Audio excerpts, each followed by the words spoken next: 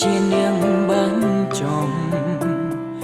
ចិនស្រឡាញ់ស្រាប់តែបដូរជាស្អងចុងបាញ់ចំបងត្រូវយំម្នាក់អើយចុងក្រោយបងត្រូវរស់ឯកាស្នេហានេះឈឺចាំម្លេះឈឺ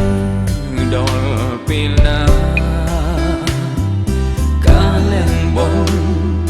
ពីងសន្យាតើមានអ្នកណាធ្វើបាន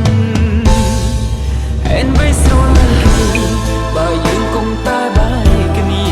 ហេតុអ្វីអូនសន្យាបើសិនអូនមិនអាចធ្វើបាន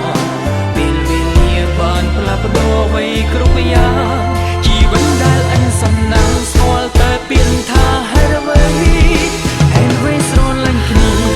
បើមានតែភៀមជីសាតើដើម្បីអ្នកណាខំធ្វើការទាំងយំទាំងថ្ងៃ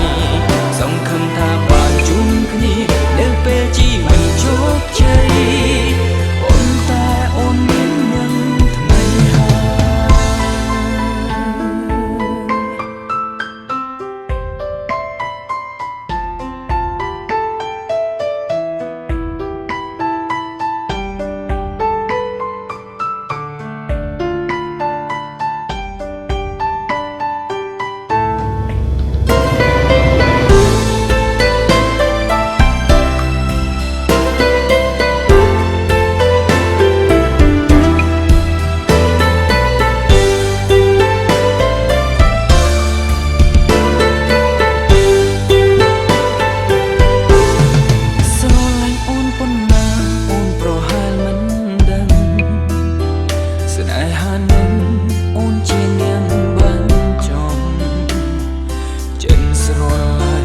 ស្រាប់តែបដូរជាស្អង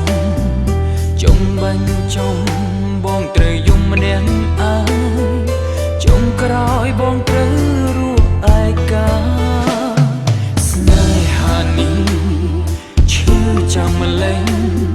ឈឺដល់ពេលណាកាលលែងបងពីងសន្យាតើមានអ្នកណាធ្វើបានហេតុអ្វីស្រឡាញ់គ្នាបើយើងគង់តែបែកគ្នាហេតុអ្វីអូនសន្យាបើសិនអូនមិនអាចធ្វើបានពេលវេលាបានផ្លាស់ប្ដូរអ្វីគ្រប់យ៉ាងជីវិតដែលអិនសំណាងស្គាល់តែពាក្យថាហេតុអ្វីហេតុអ្វីស្រឡាញ់គ្នាបើមានតែភៀមឈឺសាតើដើម្បីអ្នកណាខំធ្វើការទាំងយំទាំងថ្ងៃសង្ឃឹមថាបានជួបគ្នានៅពេលជីវិតជោគជ័យ